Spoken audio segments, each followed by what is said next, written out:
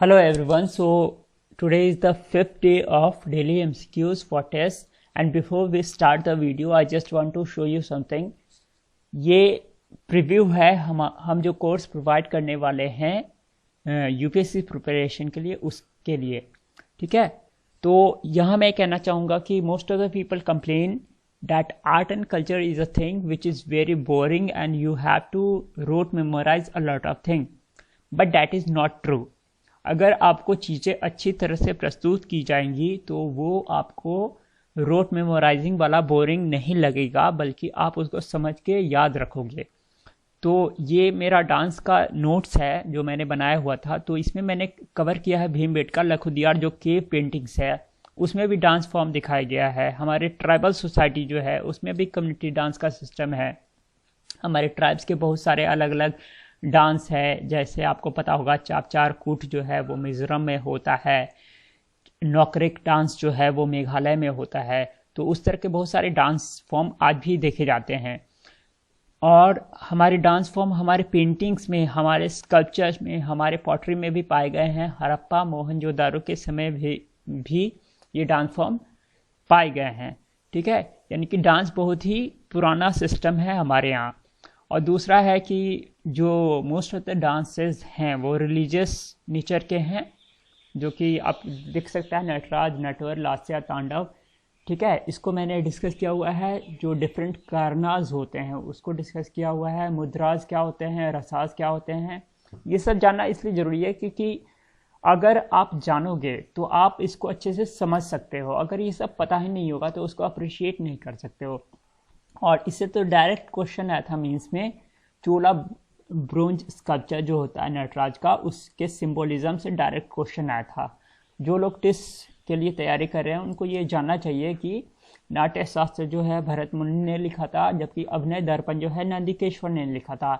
और नंदिकेश्वर का जो अभिनय दर्पण है वो बेसिस है, बेसिकली वो बेसिस है कुडियट्टम के लिए। कुडियट्टम क्या है अगर आपको नहीं पता है तो ये एक तरह का संस्कृत ड्रामा है जो कि केरला का है, और ये यूनेस्को के इंटेंजिबल लिस्ट जो है उसमें one of the first drama है जिसको डाला गया था, ठीक है।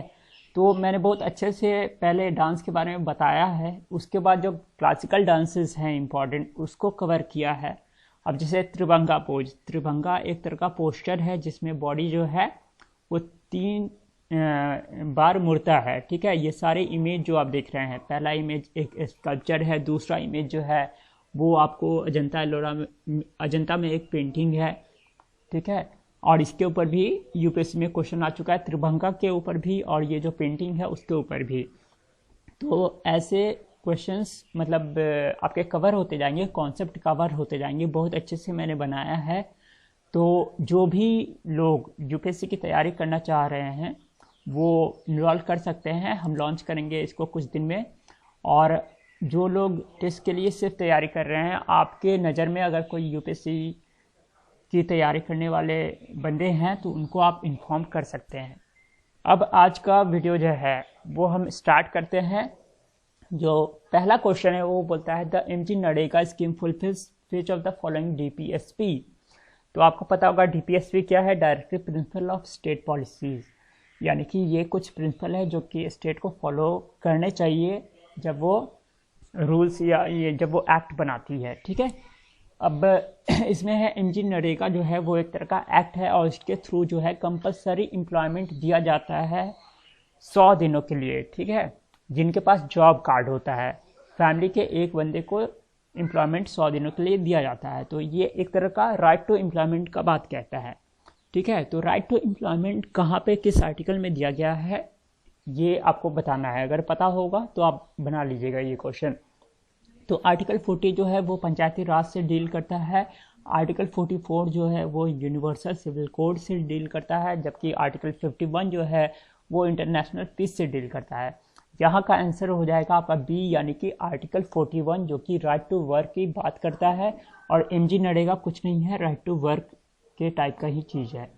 अब दूसरा देखिए, शोभा Naidu who recently passed away was a well-known classical dancer. She was rated 2. तो आपको मैंने पहले ही बताया है कि हमारे यहाँ कौन कौन सी क्लासिकल डांस है और कहाँ कहाँ वो परफॉर्म होती हैं। तो मोहिनीअट्टम जो है वो केरला का डांस है, कथक जो है वो नॉर्थ इंडिया का है, ओडिसी उड़ीसा का है, कुचिपुड़ी आपको आंध्रा का है। तो शोभा नायडू जो थी वो बेसिकली डी यानी कि कुचिपुड़ी की डांसर थी। उनका रिसेंटली डेथ हुआ है, इसलिए क्वेश्चन इन पे आ सकता है। अब 35 जो है वो भी इम्पॉर्टेंट है। OTT platform became quite popular after closure of multiplexes amidst lockdown, यानी कि लॉकडाउन आने के बाद मल्टीप्लेक्स जब बंद हो गए तो OTT प्लेटफॉर्म जैसे अमेजॉन है या फिर आपको नेटफ्लिक्स है वो बहुत ज़्यादा पॉपुलर हो गए थे। तो what does the acronym OTT stands for? A बोलता है ओवर द टेलीविज़न, बी बोलता है ओवर द थिएटर, सी बोलता है over the top and D बोलता है ओवर द ट्रांसमिशन। तो इसका जो आंसर होगा वो होगा ओवर द टॉप। ठीक है। 36 जो है वो भी बहुत ही इंपॉर्टेंट क्वेश्चन है। Astad Deboo who recently passed away was related to which of the following field? पहला बोलता है मॉडर्न आर्ट, दूसरा बोलता है कॉन्टेम्परेरी डांस, तीसरा बोलता है क्लासिकल डांस और चौथा बोलता है utensil sculpture. So basically utensil sculpture से रिलेटेड है सुबोध गुप्ता। ठीक है, सुबोध गुप्ता के बारे में अगर जानना है थोड़ा जान लीजिएगा। और यहाँ पे कंटेम्पररी डांस जो होगा आंसर होगा। और अस्ताद देबू कौन थे? ये बहुत बड़े मतलब वर्ल्ड रिनाउंड डांसर थे और इन्होंने कोलैबोरेशन किया था पिंक फ्लॉयड के साथ और इनको पद्मश्री भी दिया गया था। और एक मूवी आई थी मीनाक्षी जिसको डायरेक्ट किया था MF हुसैन ने, तो उसमें जो कोरियोग्राफी है इन्होंने ही की थी। ठीक है, तो इनका डेथ हुआ था रिसेंटली, इसलिए क्वेश्चन आ सकता है इन पे। अब 37 है, ये बोलता है how many Indian beaches have been provided with blue flag certification? तो ये आपको पता होना चाहिए कि कितने इंडियन बीच हैं जिनको ब्लू फ्लैग सर्टिफिकेट दिया गया है। तो ब्लू फ्लैग सर्टिफिकेट होता क्या है? जहाँ का इन्वायरमेंट अच्छा होता है, इकोलॉजिकल वहाँ का अपकीपिंग अच्छा होता है, उसको ब्लू फ्लैग सर्टिफिकेट दिया जाता है। The beach or the beaches to get blue flag tag are selected by an eminent international jury which comprises members of UN Environment Program, then UN World Tourism Organization, Foundation for Environment Education and IUCN। ठीक है, तो इसका जो अभी answer है वो 8 है। 8 को मिल चुका है, जबकि गवर्नमेंट ने और भी अप्लाई किया हुआ है। तो हो सकता है आपके एग्ज़ाम से पहले कुछ और को मिल जाए, तो इस पर नज़र रखिएगा। लेकिन 8 को मिला या कितने को मिला, उससे ज़्यादा इम्पोर्टेंट ये होता है कि कौन सा है, मतलब ब्लू फ्लैग सर्टिफिकेशन होता क्या है और कौन से ऑर्गेनाइजेशन इसमें रिलेटेड है। तो ज़्यादातर तो मतलब आपको UNEP है और IUCN है वो आपको पता होगा। Foundation for environment education is the main organisation here. Okay, और ये 8 कौन से बीचेस हैं इनके नाम मैंने नीचे लिख दिए हैं। अगर हो सके एक बार गो थ्रू कीजिए, याद करने की ज़रूरत नहीं है। ठीक है। 38 जो है ये बोलता है which of the following organisation announces minimum support price? यानी कि जो मिनिमम सपोर्ट प्राइस होता है, जो MSP होता है, जो कई सारे क्रॉप्स में दिया जाता है, वो उसका अनाउंसमेंट कौन करता है? यहाँ वर्ड अनाउंसेस इम्पॉर्टेंट हो जाता है, क्योंकि यहाँ ये नहीं पूछ रहा है रिकमेंड कौन करता है। रिकमेंड कोई और करता है, अनाउंस कोई और करता है। ठीक है, तो ये रिकमेंड किया जाता है commission for agriculture cost and prices द्वारा। ठीक है, ये एक बॉडी है जो कि बताती है कि MSP इतना रुपया होना चाहिए। जबकि जो cabinet committee on economic affairs होता है, जिसके हेड हमारे प्राइम मिनिस्टर होते हैं, वो इसको अनाउंस करते हैं। क्योंकि ये थोड़ा एक पॉलिटिकल डिसीजन हो जाता है, इसके ऊपर वोटिंग डिपेंड कर जाती है, इसीलिए ये फाइनल डिसीजन जो है PM द्वारा लिया जाता है, cabinet committee on economic affairs द्वारा लिया जाता है। तो C तो नहीं होगा, मिनिस्ट्री ऑफ एग्रीकल्चर, और D भी नहीं होगा, इसका आंसर B होगा। तो बेसिकली आपको डिफरेंस जानना चाहिए, commission for agricultural cost and prices and cabinet committee on economic affairs का क्या रोल है इसके लिए। अनाउंस कौन करता है? B करता है। रिकमेंड करता है A। ठीक है।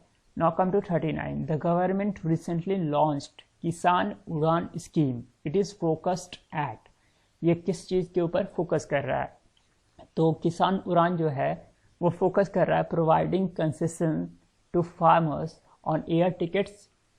दूसरा बोलता है facilitate movement of farm produce from North east.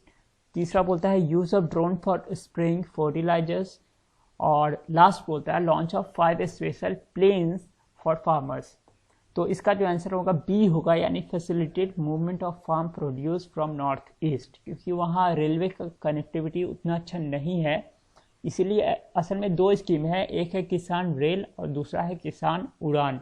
दोनों ही जो फार्म प्रोड्यूस होते हैं वो ख़राब हो जाते हैं सही समय पे नहीं पहुंचने के कारण, इसलिए उनको शुरू किया गया है। ठीक है, ये पता होना चाहिए आपको। उसके बाद आज का लास्ट क्वेश्चन है, ये बोलता है India recently defeated Australia under Ajinkya Rahane eight which place. आपको पता होगा जो पहला टेस्ट हुआ था उसमें इंडियन टीम जो है 36 रन पे ऑल आउट हो गई थी, बहुत मजाक हो रहा था उनका। उसके बाद जो सेकेंड टेस्ट हुआ था उसमें कई लोग नहीं थे, फिर भी इंडियन टीम जो है जीती। और किनके अंडर जीती? अजिंक्य रहाणे के अंदर जीती, जिन्होंने सेंचुरी भी मारा था।